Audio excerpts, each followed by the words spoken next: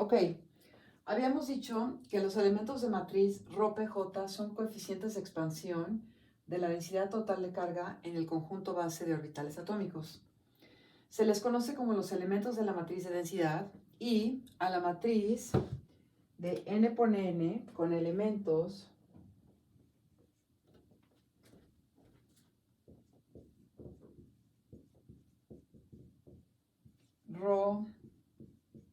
ρPJ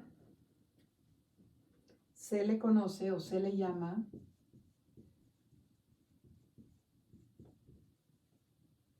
como la matriz de densidad.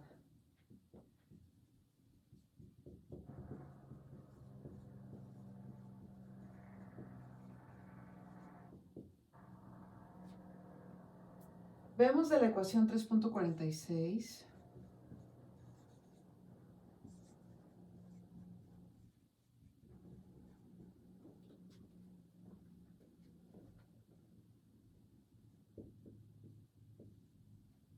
la ecuación 3.46 es la que nos define los elementos de la matriz de densidad. Que los elementos no diagonales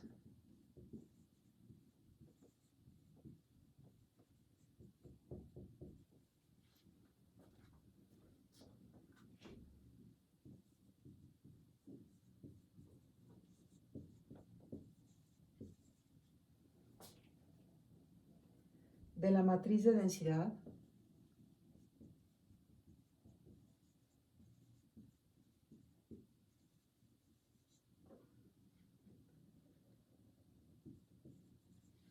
son los órdenes de enlace que se introdujeron y discutieron en el capítulo 2.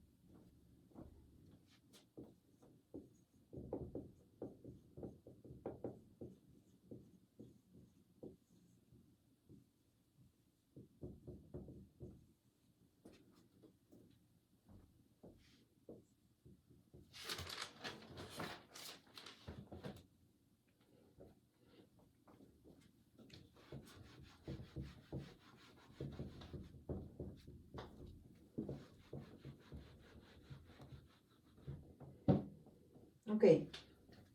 Usando la ecuación 3.44 para los coeficientes,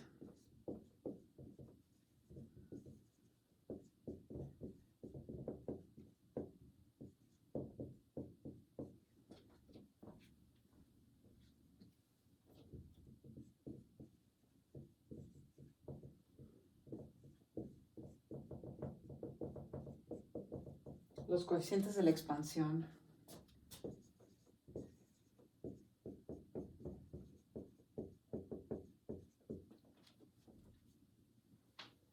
C, J de K, vamos ahora a evaluar los elementos de la matriz de densidad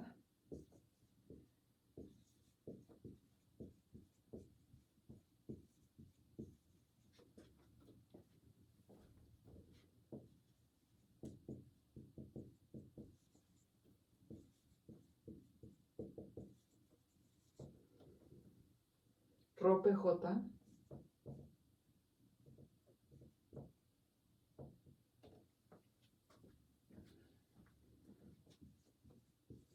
en la ecuación 3.46. Okay.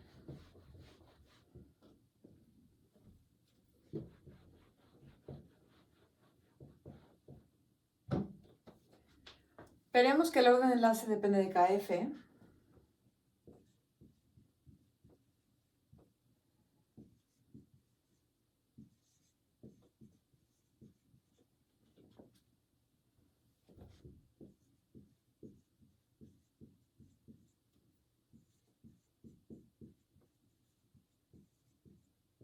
de K de Fermi, es decir,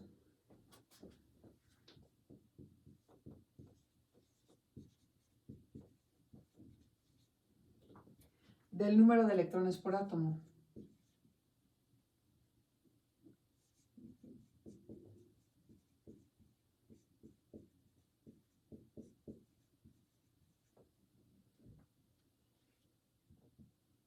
El número de electrones por átomo es nu, ¿ok? Entonces, si ustedes se acuerdan, ya habíamos establecido la dependencia que tenía K de Fermi sobre el número de electrones por átomo, ¿ok? Y ahora vamos a ver que a su vez el orden de enlace depende de KF y por tanto de nu, del número de electrones por átomo. ¿Ok? Entonces, tenemos nuestra definición de ρ PJ.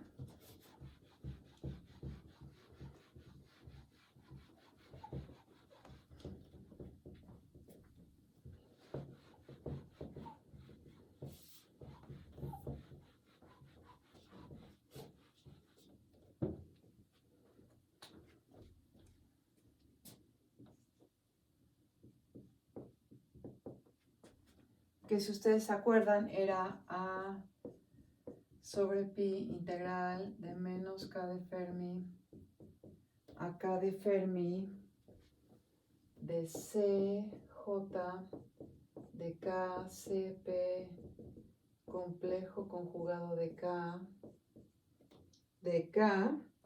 ¿ok? Y lo que voy a hacer es que voy a sustituir las expresiones para CJ de K y CP de K, que si ustedes se acuerdan estaban dados en términos de exponenciales imaginarias, ¿ok? Entonces, ρ PJ me queda A sobre pi integral de menos K de Fermi a K de Fermi de E a la I K J menos P A de K, y esta es mi ecuación 3.47. Entonces esta era mi ecuación 3.46 y lo que hice aquí fue incluir la definición de los coeficientes en términos exponenciales imaginarias, que era la ecuación 3.44, y obtengo esta nueva expresión que es la ecuación 3.47.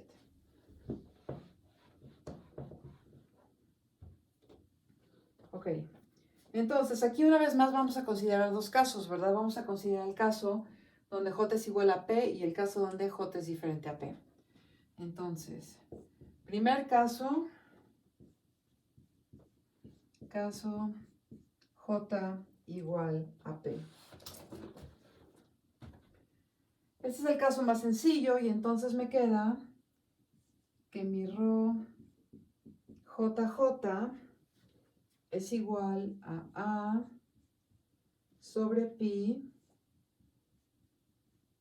mi integral de menos K de Fermi a K de Fermi de K, porque J menos J es 0, E a la 0 es 1, entonces nada más me queda la integral de dk, y esta integral vale entonces 2a K de Fermi sobre pi, y esta es su ecuación 3.48. Entonces, observaciones con respecto a este caso.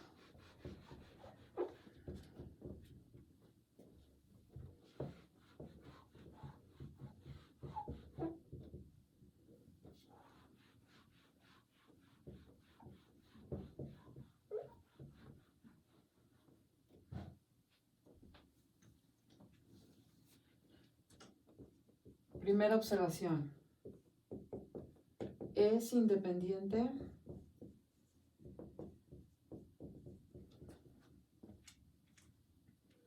del átomo al que observemos.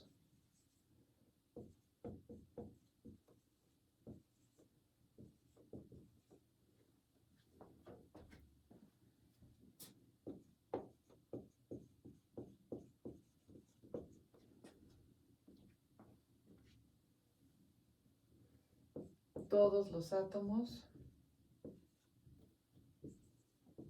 y todos los átomos del anillo son equivalentes.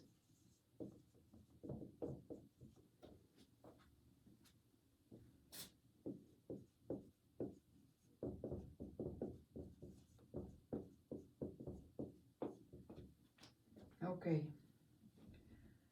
Siguiente observación. Cuando K de Fermi es igual a 0, entonces ningún estado molecular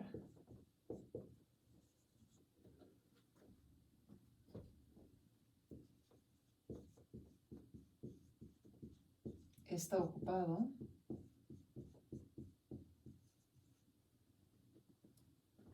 y por tanto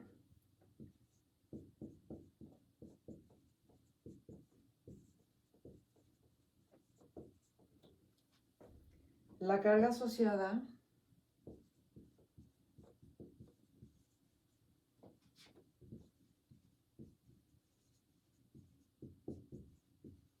con cada átomo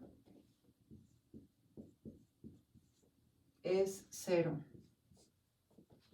Observación C. Cuando K de Fermi es igual a pi entre A,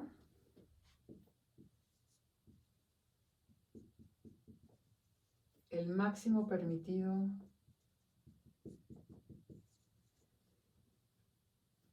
en la zona de Brillouin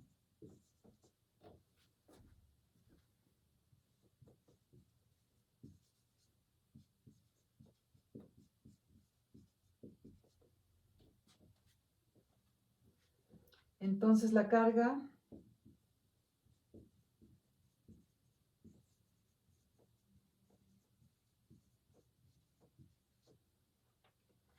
sobre cada átomo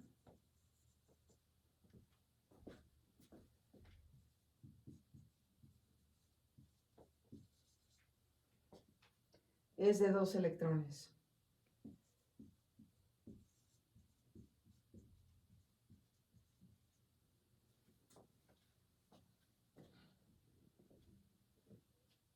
Que coincide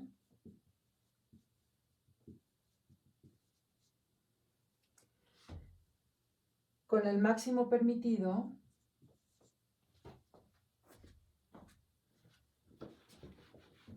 por el principio de exclusión de Pauli.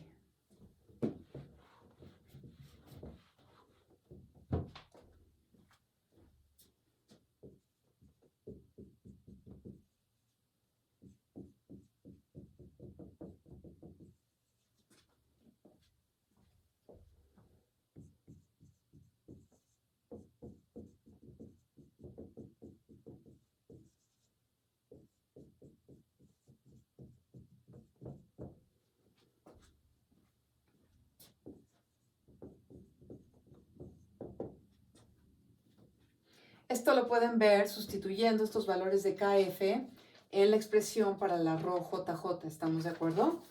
Y también verán que los resultados son consistentes con las energías asociadas a estas K de Fermi, ¿no? Esta K de Fermi tiene una energía E de Fermi asociada y esta K de Fermi también tiene una energía E de Fermi asociada y verán que estos resultados son consistentes con esas energías y su ubicación dentro de la banda energética, ¿ok? Finalmente,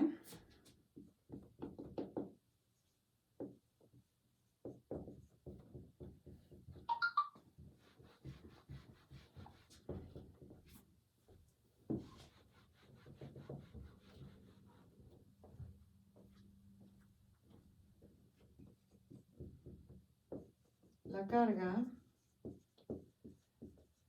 sobre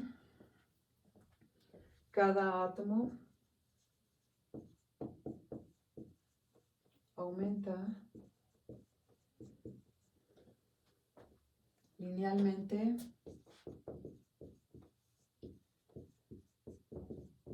con K de Fermi. Ok. No no les numeré la expresión, pero se las voy a volver a poner y se las numero. Todo esto se deriva de la expresión de rho JJ, ¿no? Entonces va de nuevo. Rho JJ es igual a sobre pi integral de menos KF a KF de K, y entonces obtenemos que esto es 2a KF entre pi. Entonces aquí está su rho JJ definida en términos de KF. Esta es su expresión 3.48, creo que no se las numeré. Y entonces todas las observaciones que hice, las hice a partir del análisis de esta expresión, y si ustedes se fijan, concuerdan perfectamente con las energías de Fermi asociadas a los valores de KdF examinados, que fueron 0 y A sobre pi. ¿Ok? Muy bien. Muy bien. Ok.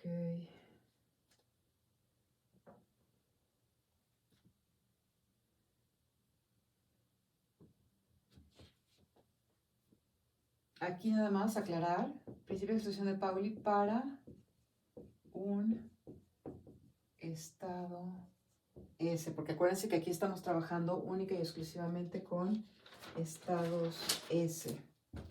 Ok, perfecto. Ahora vamos a ver qué pasa con la integral cuando J es diferente de P.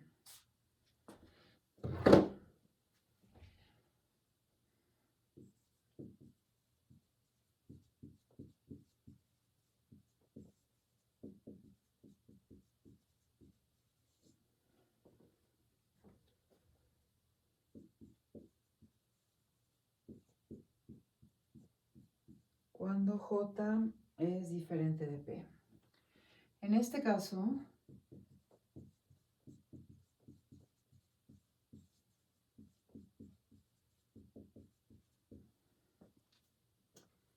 la ecuación 3.47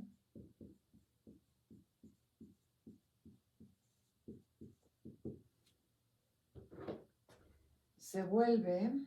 La ecuación 3.47 era donde ya habíamos sustituido los valores de las Cs y los habíamos expresado como lo que eran, que son las exponenciales imaginarias.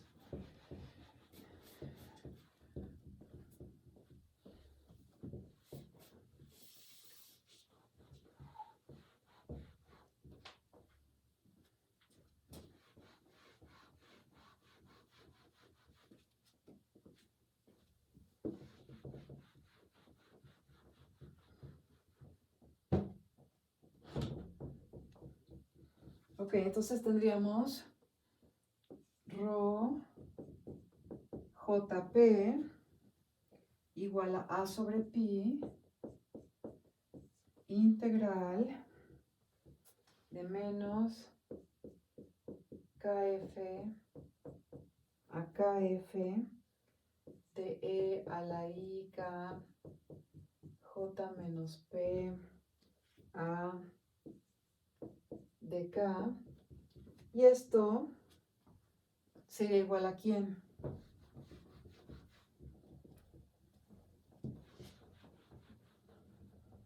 Pues me va a dar exponenciales, nada más tengo que jugar con las constantes, ¿verdad? Pero entonces esto me va a dar rho JP igual a sobre pi E a la I K Fermi J menos P A menos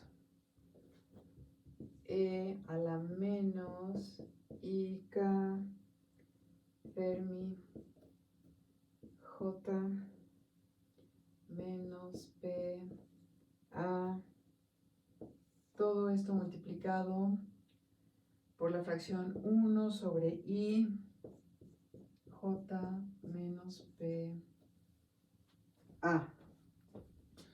Y cuando simplificamos esto, ¿qué nos va a dar? Pues nos va a dar un seno, ¿verdad? Entonces rho JP va a ser igual a 2 sobre pi seno de K de Fermi J menos PA sobre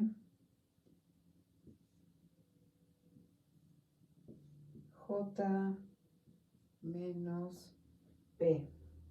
Y esta va a ser su ecuación 3.49. Entonces tienen 2 sobre pi seno K de Fermi J menos P A, todo dividido entre J menos P. Ok. Bien, seguimos. Notamos que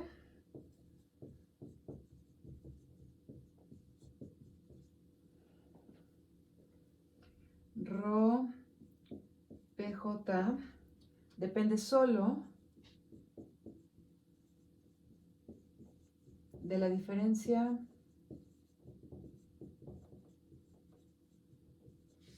entre J y P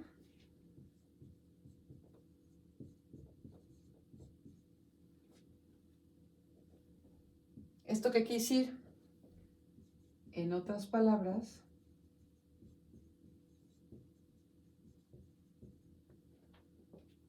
rho 12 es igual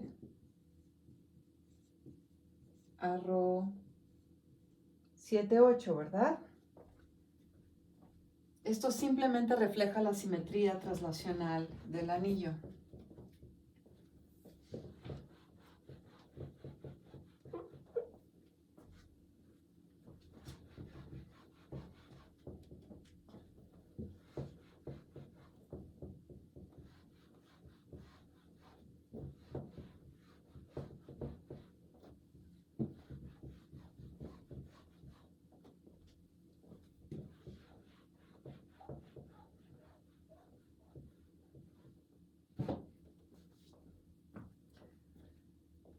Voy a graficar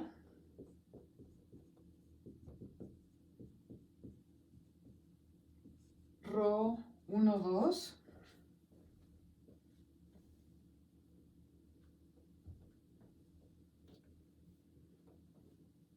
y para graficar rho 12 vamos a observar que tenemos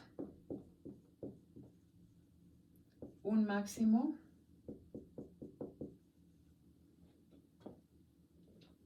cuando la banda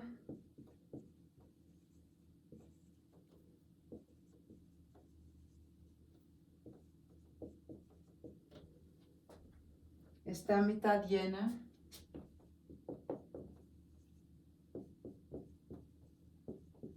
en un valor de K de Fermi igual a pi sobre 2a y es 0 cuando la banda está vacía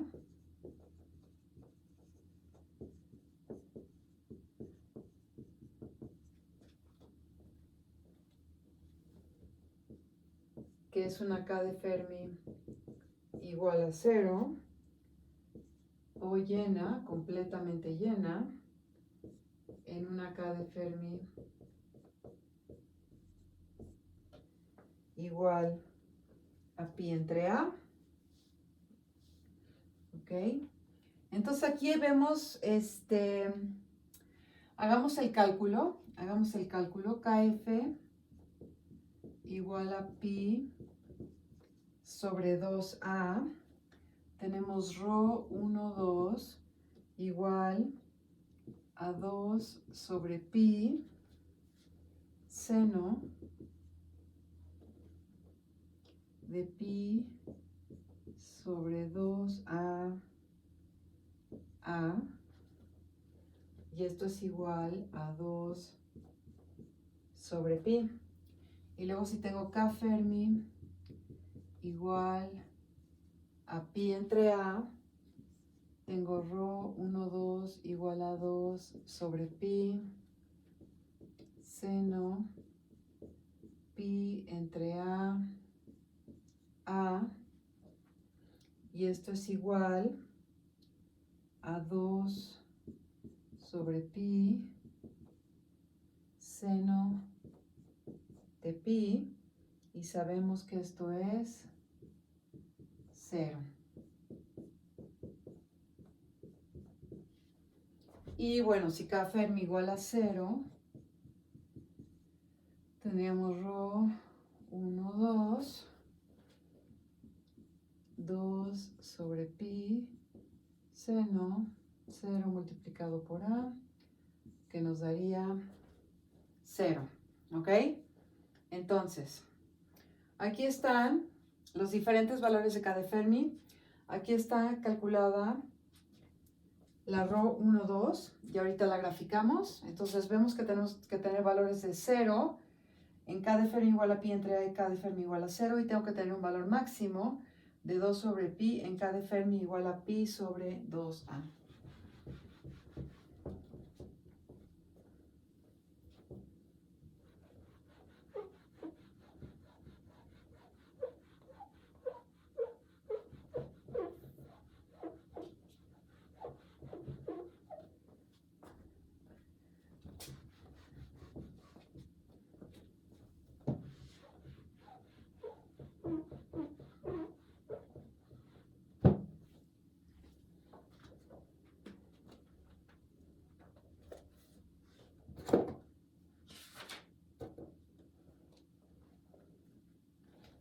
Aquí en el eje vertical tenemos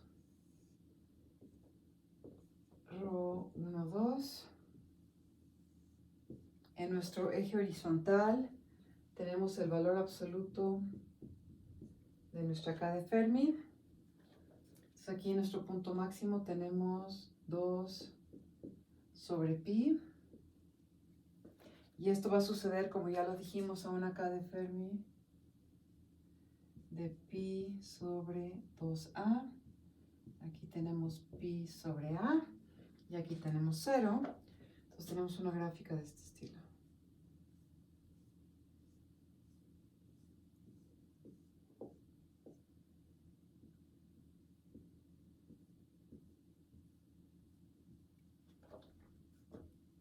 Ese es el orden de enlace.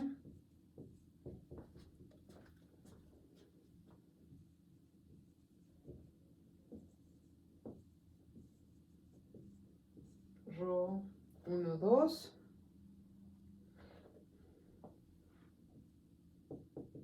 Entre primeros vecinos.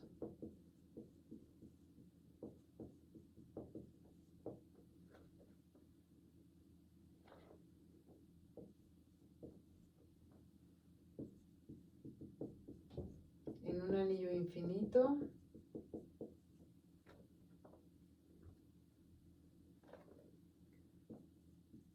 Como función del vector de onda de Fermi.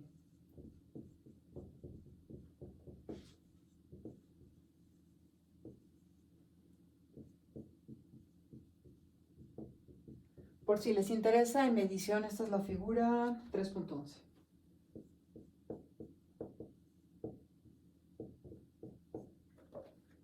Ok. Muy bien. Entonces, cuando K de Fermi vale 0, la banda está vacía.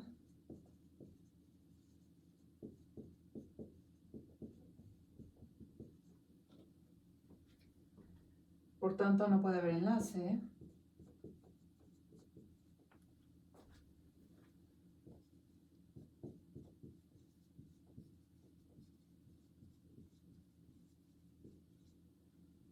Y el orden de enlace es 0.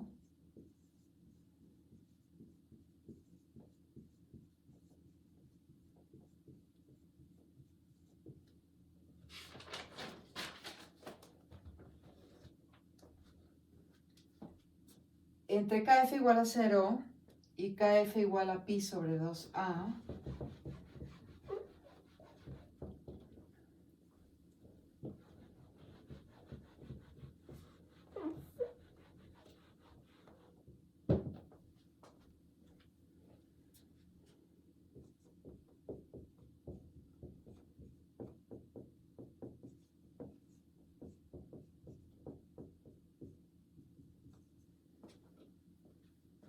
perdón, pi sobre 2a.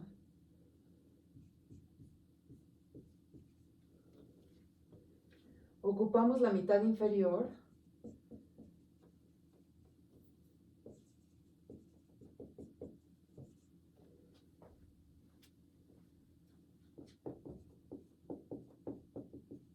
de la banda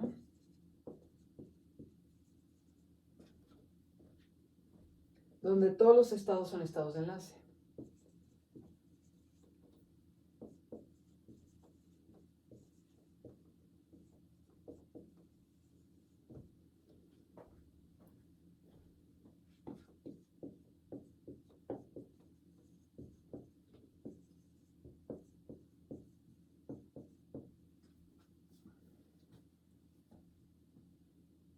Recordamos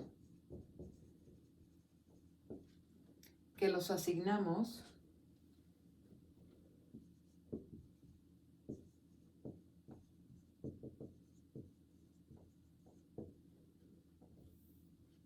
como estados de enlace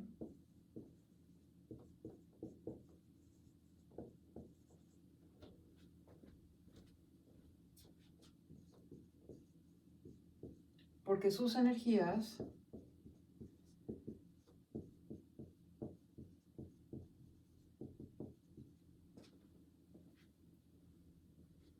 están por debajo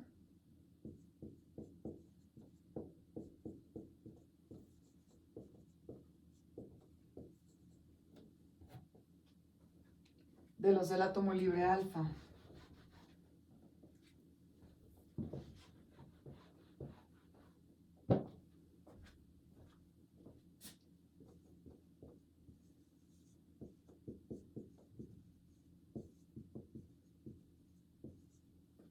Ok, muy bien. Entre valor absoluto de K de Fermi igual a pi sobre 2a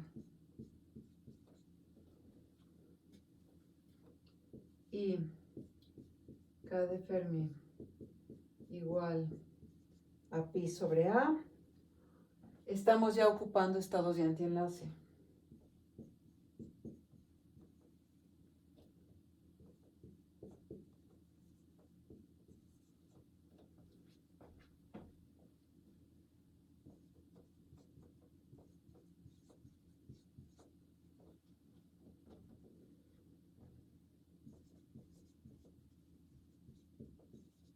Además de los estados de enlace que ya tenían ocupados, ¿no?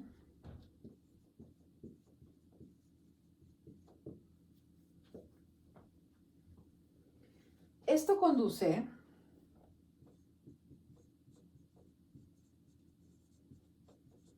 a un debilitamiento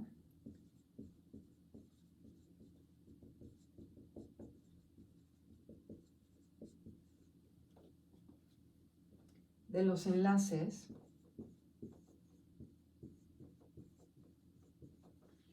y el orden de enlace se ve reducido.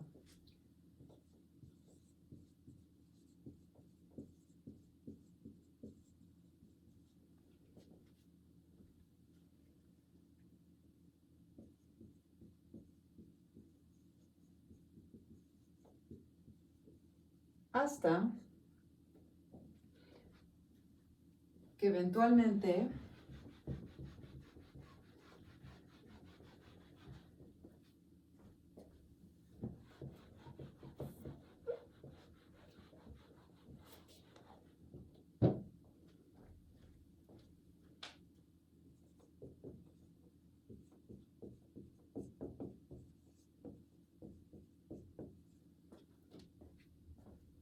el número de estados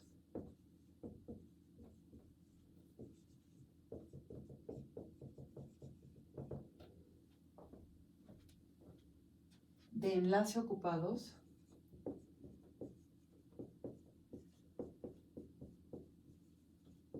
es igual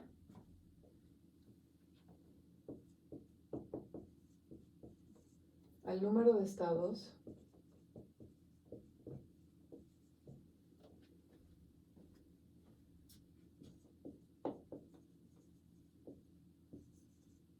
de antienlace ocupados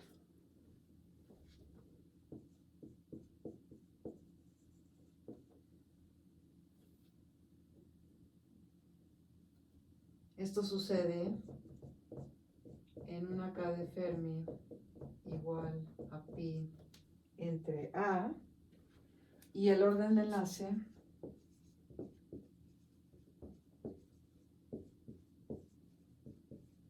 es 0, ¿ok? Como lo vieron en la gráfica, ¿verdad? Muy bien. Entonces,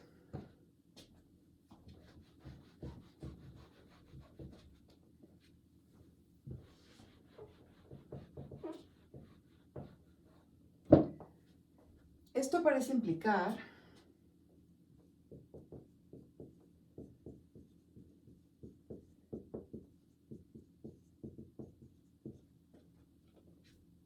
que el orden de enlace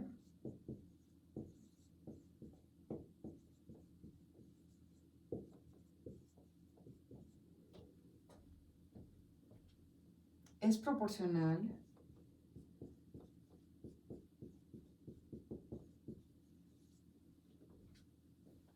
a la diferencia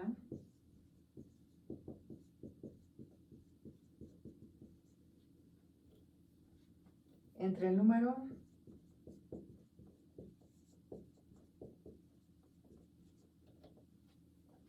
de estados de enlace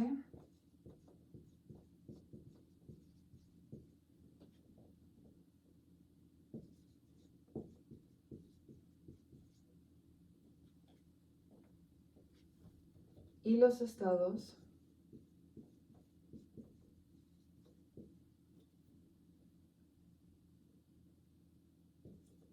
de antienlace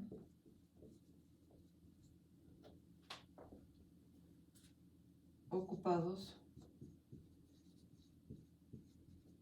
en el enlace. Ok, entonces el orden de enlace va a ser máximo cuando solamente tenemos ocupados los estados de enlace y ninguno de los estados de antienlace. Y, bueno, y cuando tenemos ocupados todos los estados de enlace, ¿verdad? Y va a ir disminuyendo conforme empecemos a ocupar los estados de antienlace hasta que el número de estados de enlace ocupados y el número de estados de antienlace ocupados sean iguales y entonces el orden de enlace se regresa a un valor de 0, ¿ok? Bueno, lo vamos a dejar ahí y seguimos después. Gracias.